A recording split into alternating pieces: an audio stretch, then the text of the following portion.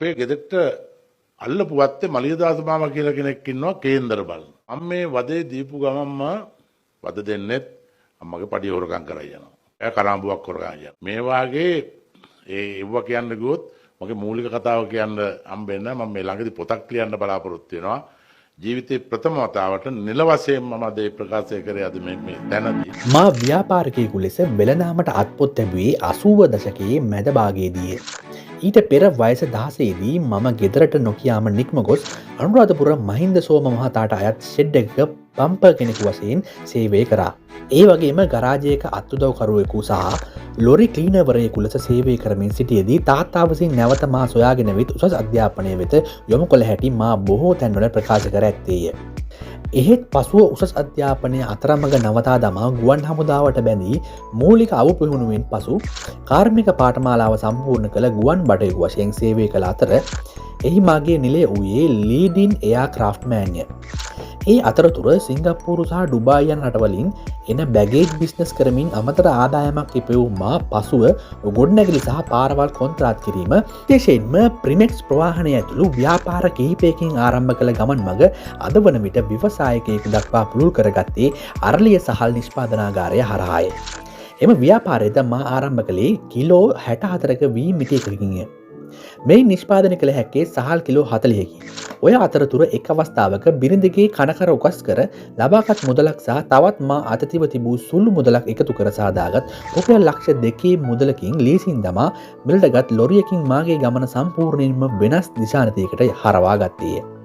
එම ලොරියෙන් ප්‍රිමෙක්ස් ප්‍රවාහනය කරන අතරමඟ අනුරාධපුර සිට කොළඹ එන ගමනේ දමුල්ලෙන් පටවා ගන්නා එළවලු තොගවලින් ඉතා සුළු මුදලක් ලාභය ලෙස තබාගෙන මා අමතර මුදලක් ලබාගත්තය. තවද එම ලොරියෙන් වී අදිනා විට හෝ එළවලු බිස්නස් කරනා විට එම ලොරියේ ගෝලයාද කිරන්නාද පටවන්නාද රියදුරුද තනි මා පමණක්ම විය. පහලින් ඇති සේයාරූවල අමුණා ඇති 42 ශ්‍රී 1762 ලොරිය එයයි. මේ ව්‍යාපාර සියල්ලක්ම මා විසින් ගොඩනැගුවේ එලෙසින් දෑතේ කරකට එනතෙක් දුක් මහන්සි වීමෙන්ය.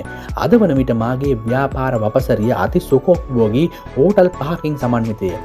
මෑත නුදුරු දිනයකදීම සීග්‍රිය ප්‍රදේශයෙන්ද අරලිය හෝටල් සමූහය වෙත තවත් එක් සාමාජිකයෙකු එකතු වීමට නියමිතය. දැන්ට දිවෙන පුරා ඇති අරලිය සමූහයට අයත් සුඛෝපභෝගී කාමර ගණන 1000ක්ය.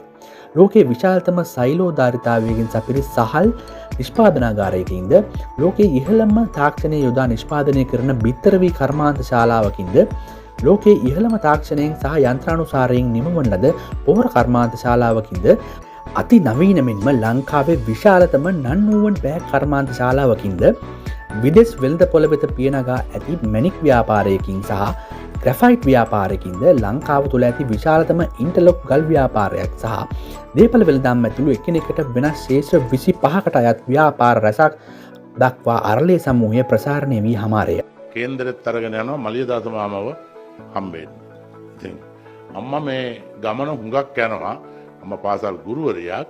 මොකද වාර ගාන යන්න ඕනේ වාර ගාන වැඩි ළමයි 12 දෙනෙන්නේ.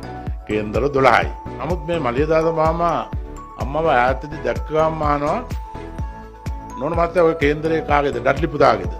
අම්මා ඕගේ පා මොකද ළමයි 12 දෙනෙක් හිටියට වාර 10ක් ගියා නම් 8ක්ම ගෙනilla දින මගේ කේන්දරේ. එන්න මලියදාස මාමා ඈතදී අහනවා. ඒතර මලියදාස මාමා කියනවා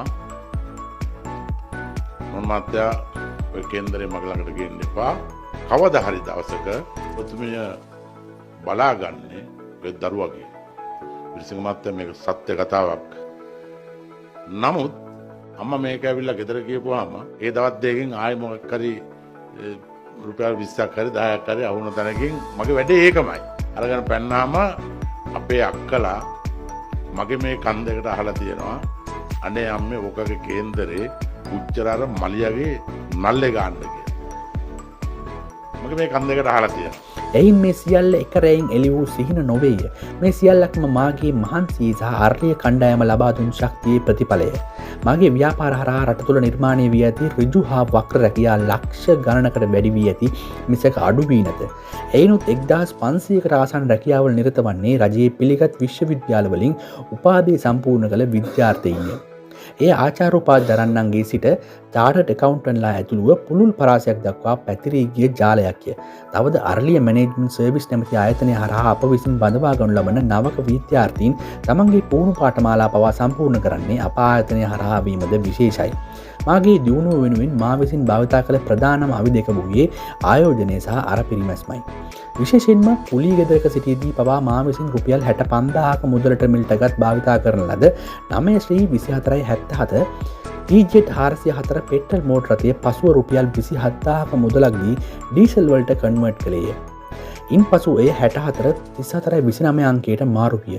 අනතුරුව කලක් ගත වෙද්දී අතමිට සරුවන විට පිළිවෙලින් 47 ශ්‍රී 17/62 ලොරියද රුපියල් 8,25,000ක් ගෙවා නවීනතම 65.826 දරන කරීනා මෝටර් රථයක් මිලට ගෙන ආවේය.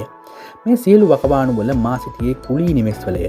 පසුව තවත් කලක් ගත වෙද්දී එම මෝටර් රථය විකුණා දමා ලක්ෂ 18ක මුදලකට 65/37/15 දරන ප්‍රාඩෝ රථයකට මාරු වීමට මට හැකි විය.